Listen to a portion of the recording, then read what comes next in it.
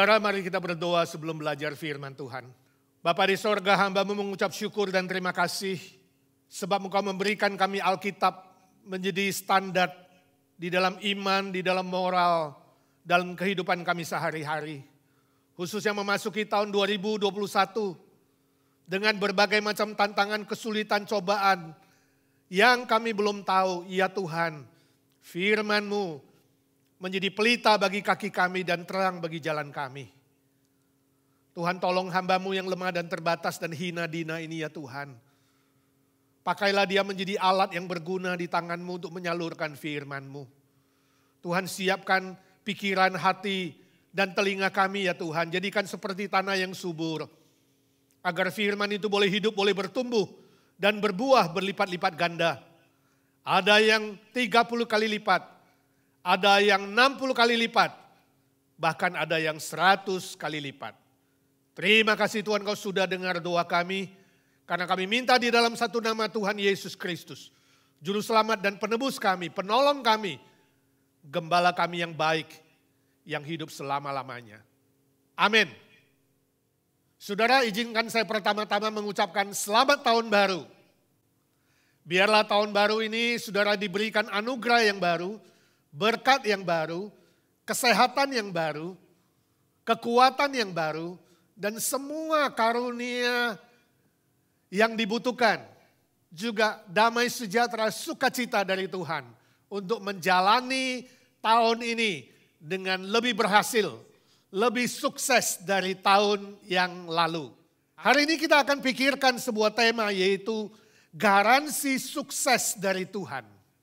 Konon ceritanya, ada 3 orang yang ingin melamar menjadi detektif. Ini ada di kepolisian Texas di Amerika bagian tengah. 3 orang A, B, C mereka melamar. Lalu sebelum masuk dan diterima, ketiganya harus diuji dan dites. Nah, penguji itu kemudian berkata demikian. Saudara-saudara, kalau ingin menjadi detektif, saudara harus punya mata yang jeli untuk memperhatikan dan mendeteksi hal-hal yang istimewa, hal-hal yang unik, hal yang aneh, hal yang tidak biasa. Nah, untuk tes ini saya akan menunjukkan sebuah foto kepada saudara. 10 detik. Dan kemudian saya akan minta hal-hal istimewa apa yang saudara lihat. Kemudian penguji mengambil selembar foto ya, dan ditunjukkan kepada si A di depan wajahnya selama 10 detik. Setelah itu penguji bertanya, apa yang kamu lihat? Kemudian si A bilang, orang ini matanya cuma 1. Penguji bilang, ya jelas dong, itu foto dari samping. Kamu bodoh. Kalau dari samping kelihatan matanya 1.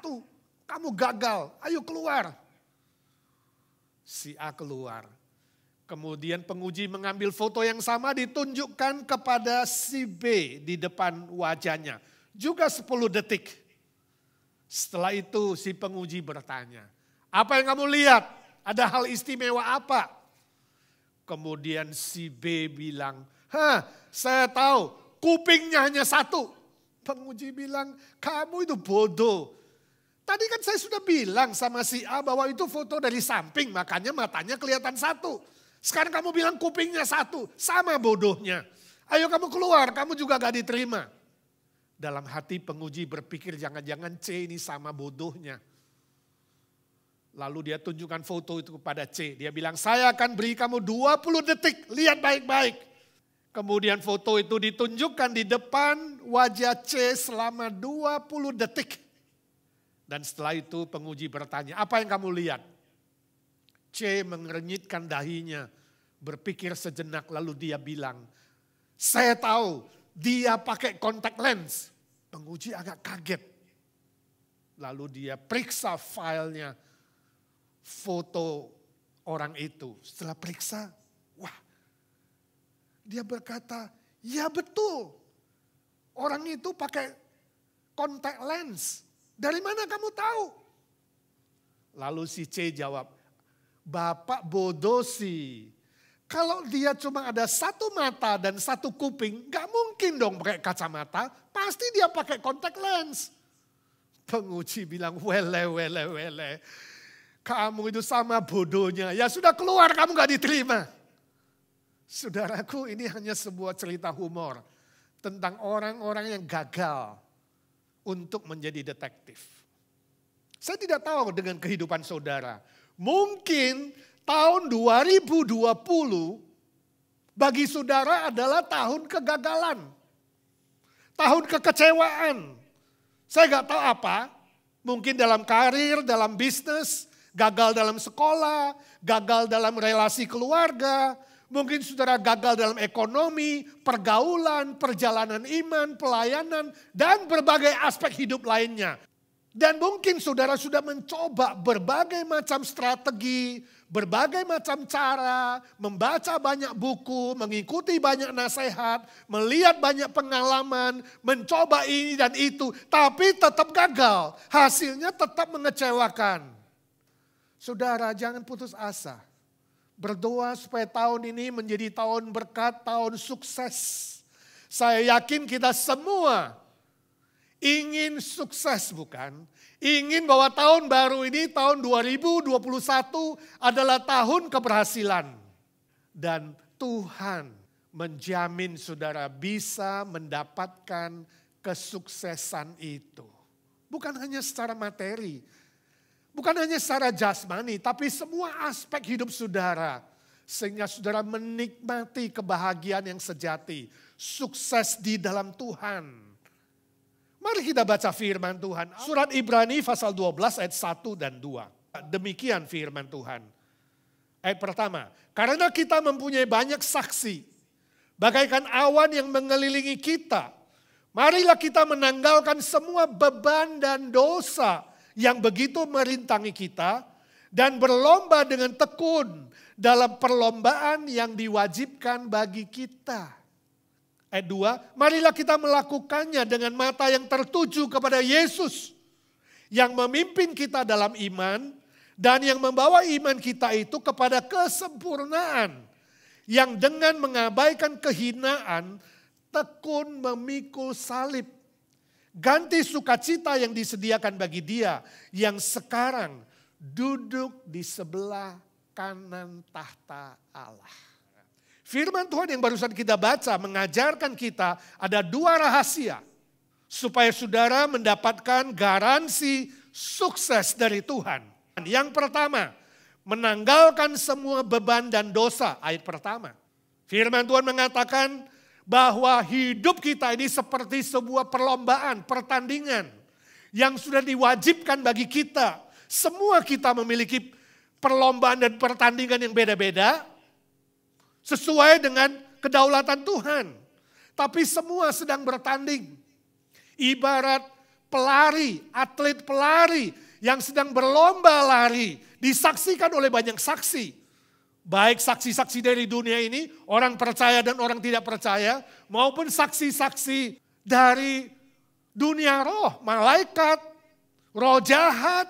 Dan orang-orang yang sudah meninggal, orang-orang kudus, itu semua saksi. Kalau kita lihat konteks satu pasal sebelumnya, pasal 11, Ibrani mencatat barisan tokoh-tokoh iman yang sukses.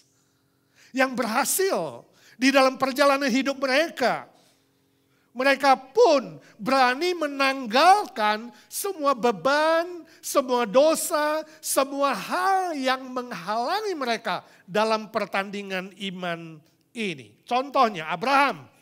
Abraham dia rela meninggalkan berhala di rumah orang tuanya. Dia rela meninggalkan Ur Kasdim, keluarganya. Mengikuti perintah Tuhan untuk pergi ke tanah yang akan ditunjukkan oleh Tuhan. Abraham menanggalkan kemakmuran hidupnya. Kenikmatan hidupnya di Sodom. Yang penuh dengan segala kenikmatan.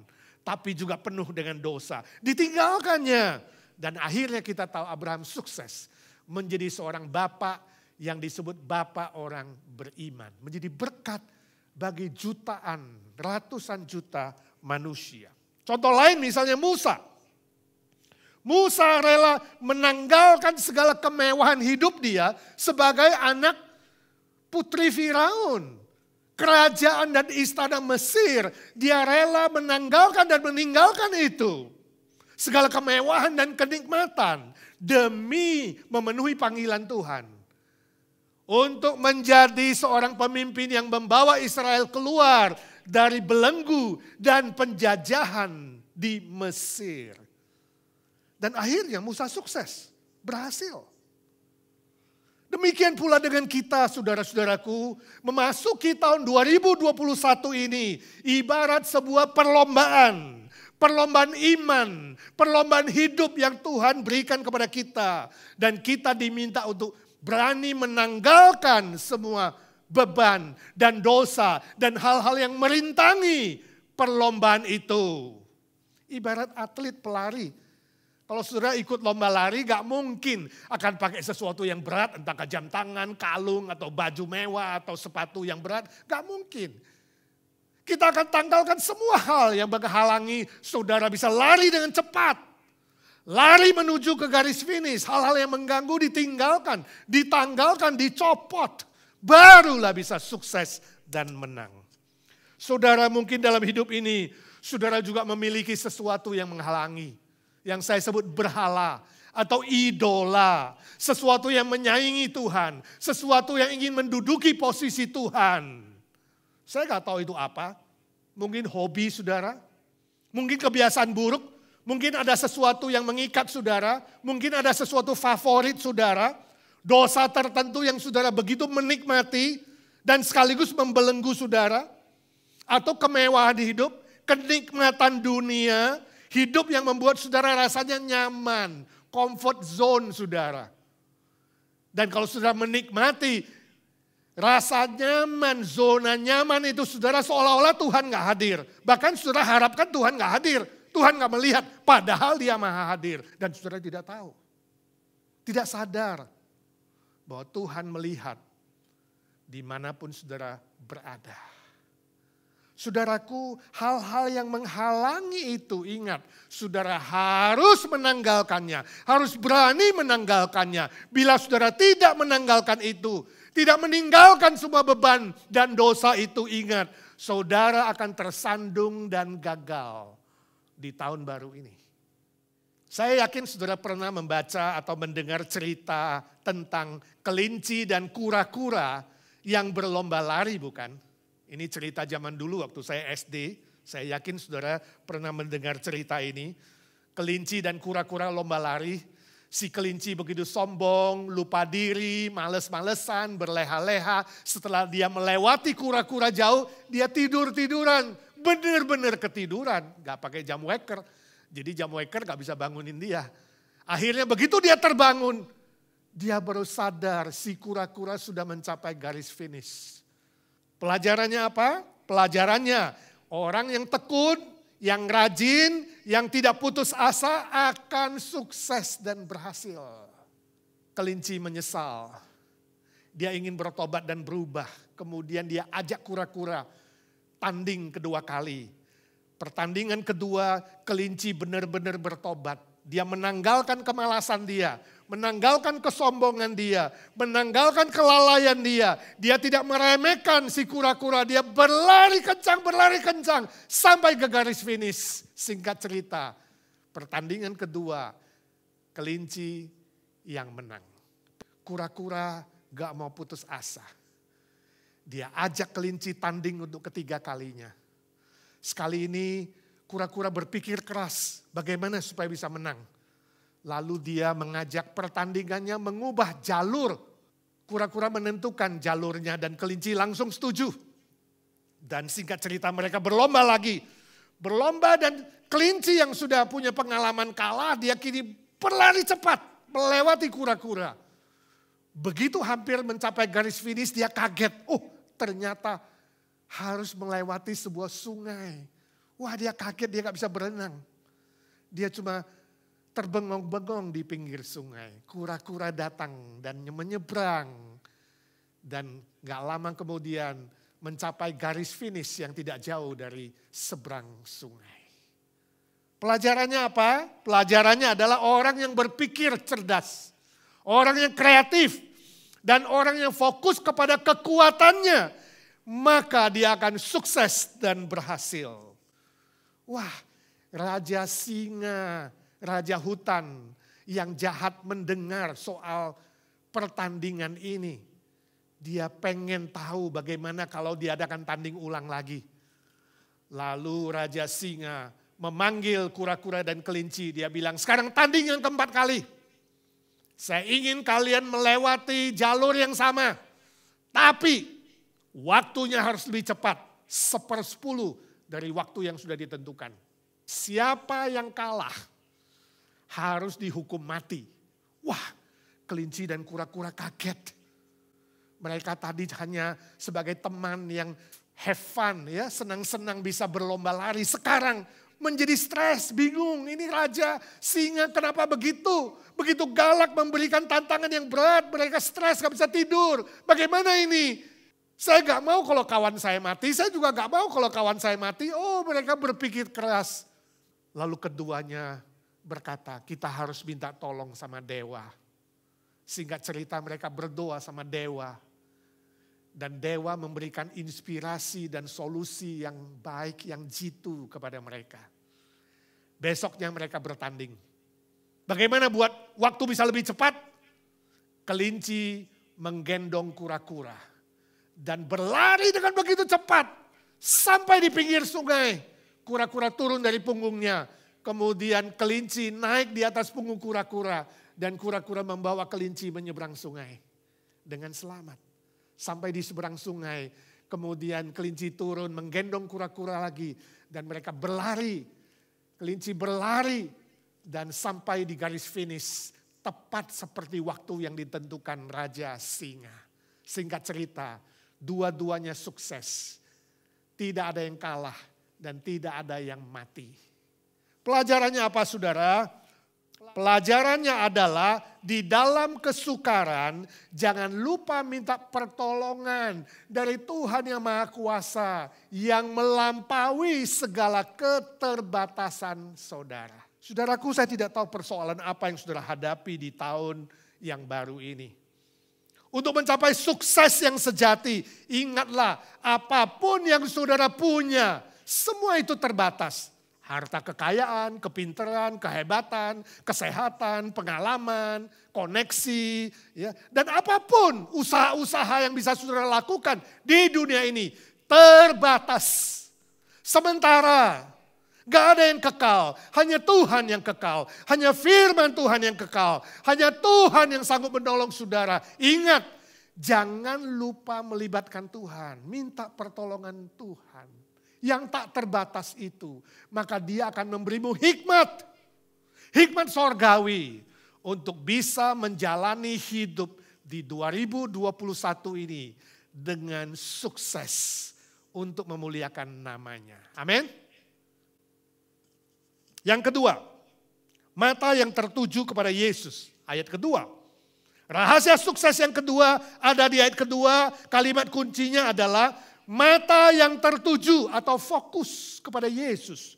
Yesus yang disebut pencipta iman dan pemelihara iman kita hingga akhirnya. Jadi iman kita yang mula-mula ketika bisa menerima Yesus, percaya kepada Yesus itu adalah pemberian dari Tuhan. Bukan karena kamu mau beriman, mau percaya dan bersandar kepada usahamu, bukan. Iman yang mula-mula adalah pemberian Tuhan Yesus dan iman itu kemudian dia juga yang memelihara dan menumbuhkan. Sampai dikatakan nanti iman itu menjadi sempurna. Dan setelah bertemu dengan Tuhan Yesus dimuliakan. Itu yang disebut glorification. Jadi ibarat atlet pelari yang fokus kepada garis finish, kita harus fokus kepada Tuhan Yesus. Yang akan memuliakan kita di garis finish. Setiap kita memiliki garis finish dalam hidup ini, saya tidak tahu kapan. Itu sebabnya Rasul Paulus di akhir hidupnya berkata, aku telah mencapai garis finish. Tuhan yang menentukan garis finish kita. Kita harus fokus kepada Tuhan Yesus. Seperti atlet fokus kepada garis finish tanpa memperhatikan kiri dan kanan. Mungkin ada orang bersorak-sorak. Ada orang yang memuji, ada orang yang mengkritik, ada orang yang mengejek. Atau mungkin ada reporter TV yang sedang menyorot, yang tepuk tangan. Dia tidak perhatikan itu. Si pelari itu tidak perhatikan kiri kanan. Tidak ada waktu sedetik pun untuk tidak fokus. Dia harus lihat kepada garis finish dan berlari kencang menuju ke garis finish itu. Itu sebabnya Rasul Paulus berkata, aku melupakan apa yang di belakangku dan aku berlari-lari menuju garis finish yang Tuhan tentukan. Filipi pasal 3. Saudaraku yang kekasih, Tuhan Yesus telah memberikan kita teladan ketika dia fokus kepada salib.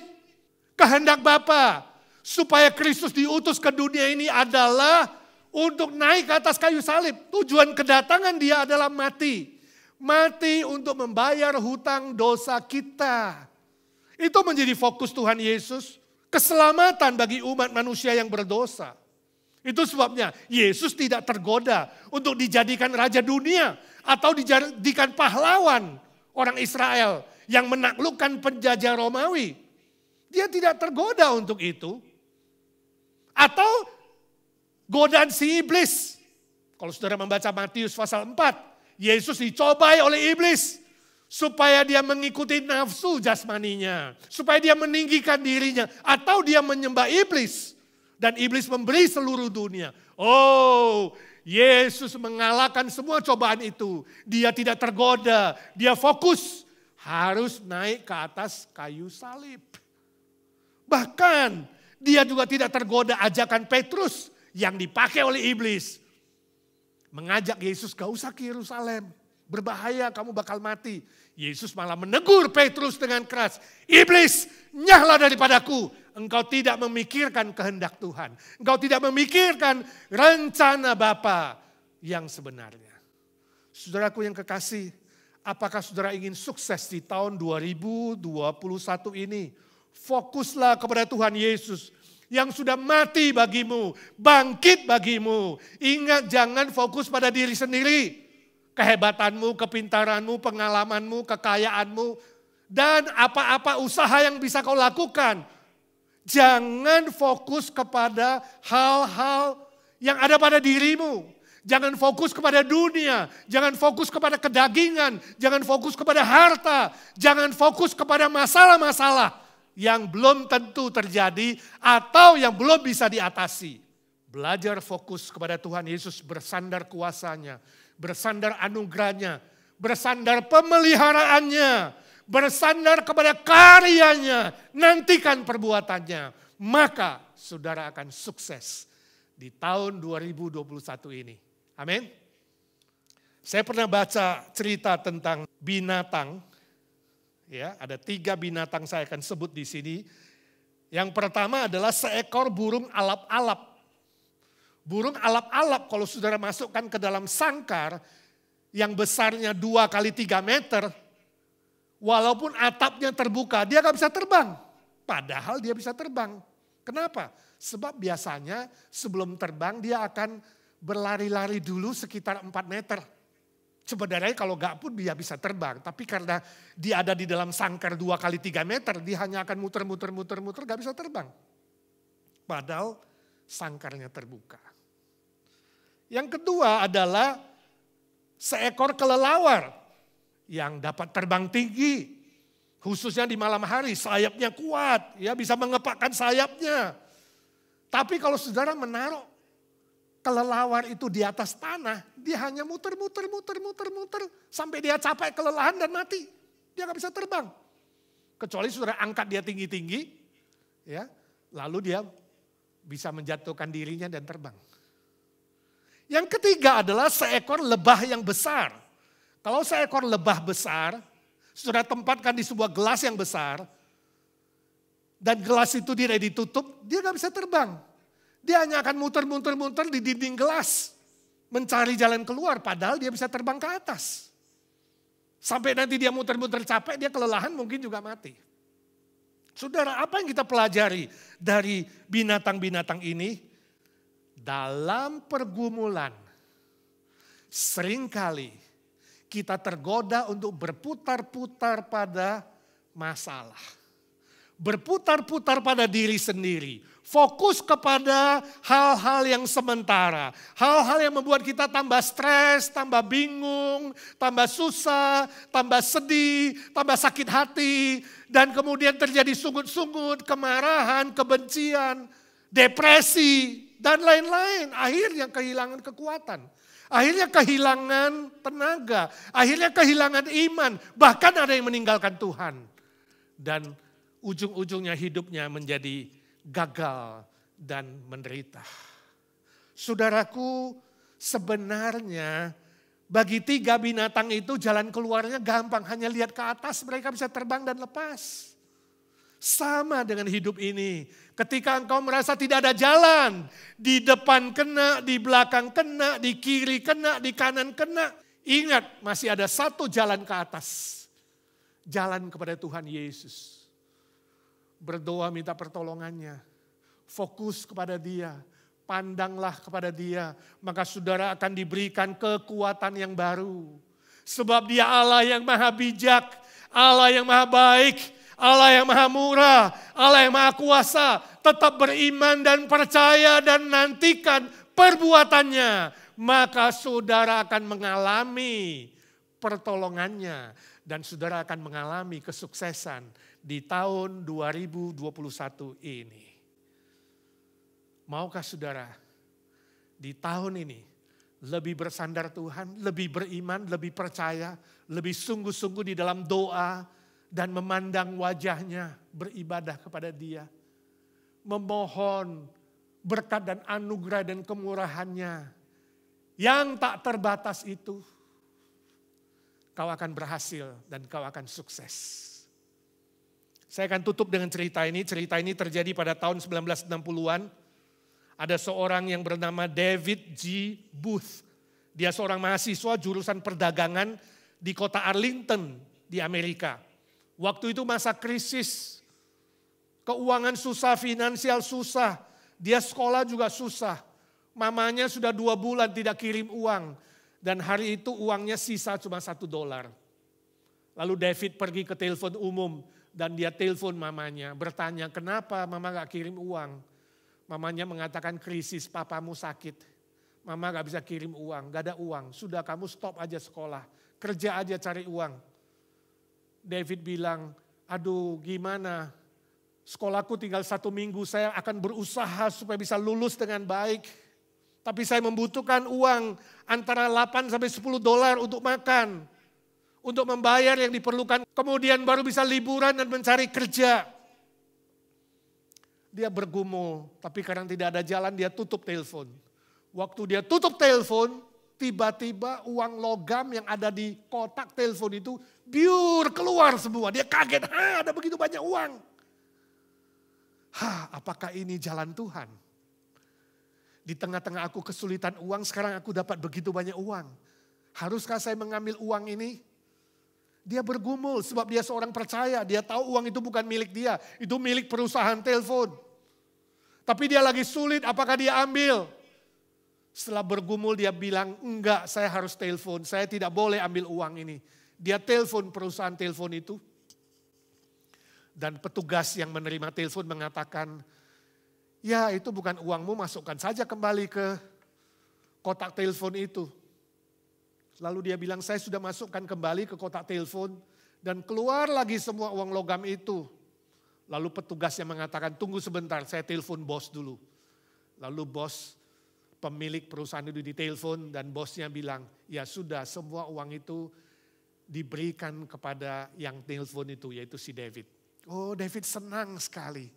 Dia hitung jumlahnya, $9.50. Wah dia senang bisa bayar uang kuliah, uang makan. Dia bisa selesaikan kuliahnya minggu terakhir. Dan berhasil dengan baik di sekolahnya. Dia bisa liburan, dia bisa bekerja di supermarket. Dan manajernya senang dengan dia dibayar double. Wah singkat cerita dia mulai bangkit dengan karirnya. Dan gak lama kemudian David berhasil sukses di dalam pekerjaannya, karirnya maju. Perusahaan yang dia mulai maju. Dan dia bisa kumpulkan untung sebesar $100.000. Wow.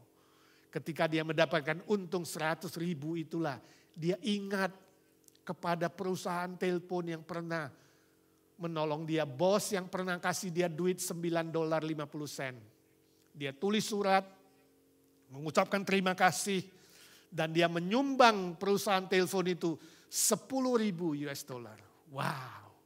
Bos dari perusahaan telepon itu membalasnya, dia berkata, congratulations ya, selamat ya, perusahaanmu maju dan kamu sukses.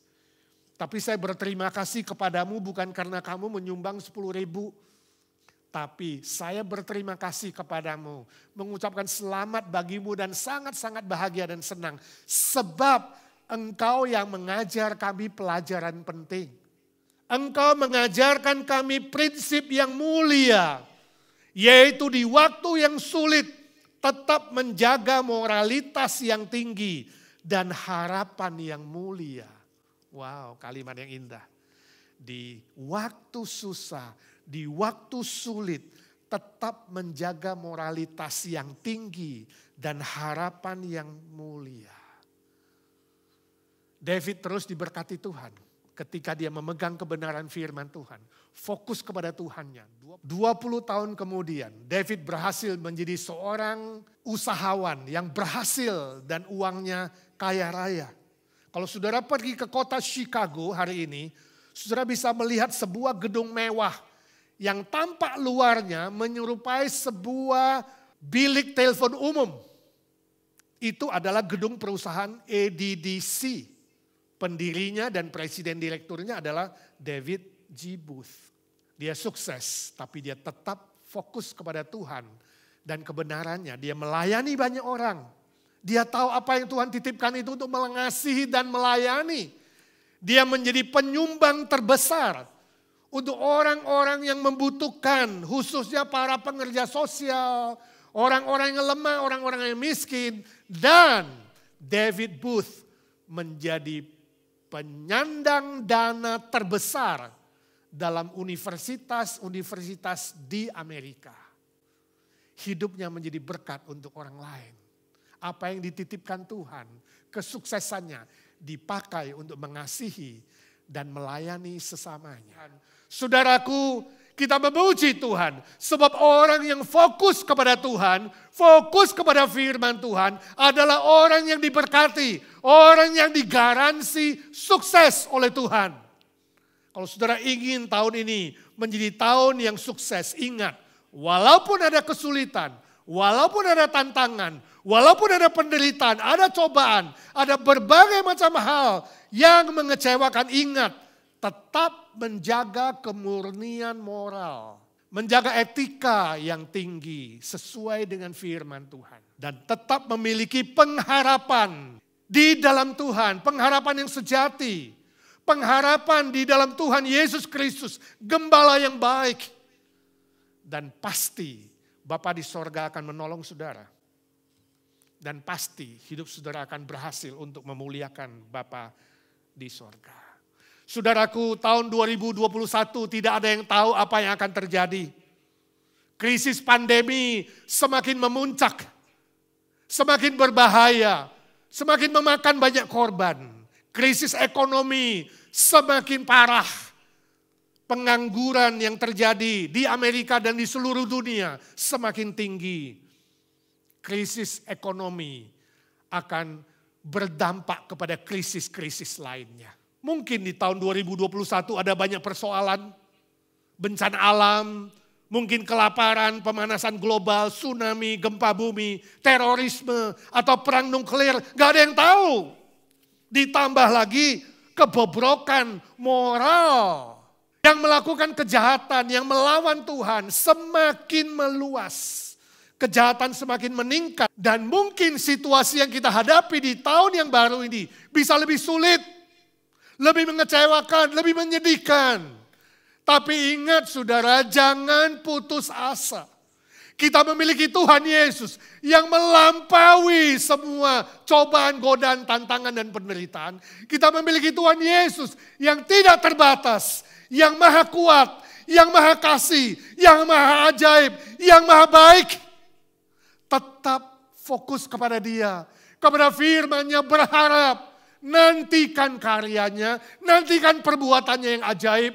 Dan saya berdoa, biar tahun ini menjadi tahun ajaib, tahun mujizat bagi saudara, tahun pemulihan, tahun berkat, tahun anugerah, tahun sukses. Amin.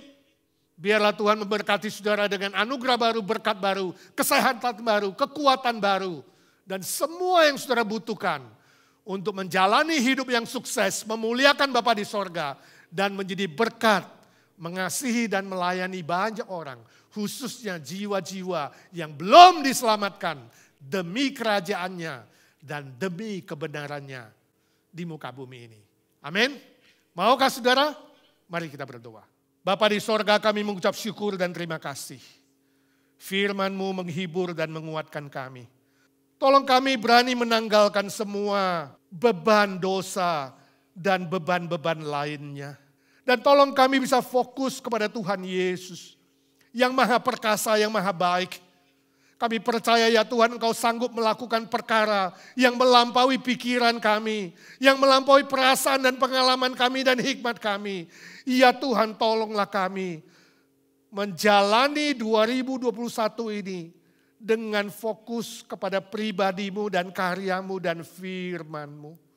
Supaya Tuhan memakai kami menjadi alat untuk memperluas kerajaan-Mu di muka bumi ini, untuk memuliakan Bapa di sorga. Sehingga kapanpun kami dipanggil bertemu dengan Tuhan, kami siap. Dan Tuhan akan berkata, mari hambaku yang baik dan setia, masuklah ke dalam kebahagiaan Tuhan-Mu. Terima kasih Tuhan, berkatilah setiap pribadi yang sudah mendengarkan firman Tuhan dan rindu melakukan firman Tuhan.